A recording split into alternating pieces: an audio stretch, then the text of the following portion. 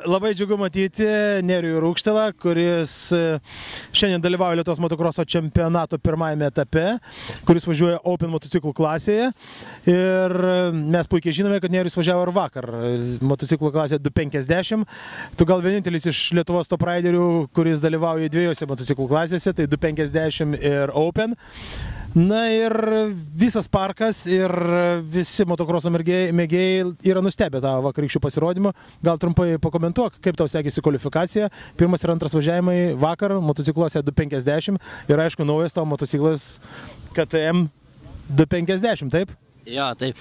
Iš tikrųjų pats labai nesitikėjau tokio rezultato. Na, 450 ir 250 KTM labai beveik nesiskiria, tik tai trauka ir bėgių skirtumas yra, o šiaip rezultatą tokio pats nesitikėjau iš tikrųjų, bet labai gera buvo mano kvalifikacija, gerai nuteikė važiavimam, per važiavimus abu beveik startus laimėjau, galima sakyti labai gerai išlupiau, gerai pavyko per pirmus ratus apsilenkti priekinius varžovus ir tiesiog stengiausi atlaikyti visą važiavimą. Na, pirmasis važiavimas iš tikrųjų buvo puikus, tu startavai pirmas, nuo pat pirmų trasos metrų iki paskutinių buvai pirmas, na, antrajame važiavime truputį buvo viskas kitaip. Ne, turėčiau pataisyti. Pirmam važiavime nešokau pirmas, bet pirmam posūkį man pasisekė ir aplenkiau varžovą ir tada jau laikiausi. Jo, na mes, aišku, žiūrim stipriausius Latvijos sportininkus, kuriuos tu aplenkiai. Na, antrą važiavimą truputį pakomentuok, starto nelabai pavyko, aš kiek supratau važiavimas, bet pirmajame rate tu pastatei viską į savo vietas.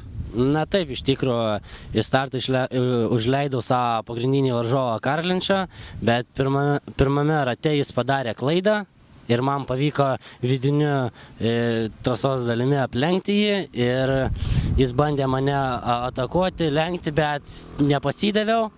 Ir atsiradus ratiniam, jau kai pradėjom lenkti kitus sportininkus, buvo labai didelė krūva ir man labai gerai pasisekė, aš aplenkiau visus labai lengvai greitai, o jis sustrigo ir mane paleido. Na, šaunuolis, sveikinam su pergalė ir ko mes galim tikėtis šiandien iš tavo pasirodymo 450 motociklu KTM, kuriuo tu sakai, tau nedaug skiriasi, tik geriau traukia jo. Kvalifikacijoje tu ketvirtas, ką tai reiškia? Na, būtų gražu taip ir baigti, aišku, netoli lyderių, bet nežinau, kaip iš tikrųjų bus. Kokie pagrindiniai varžovai ir kokios grėsmės iš jų tavęs laukia šios dienos varžybose?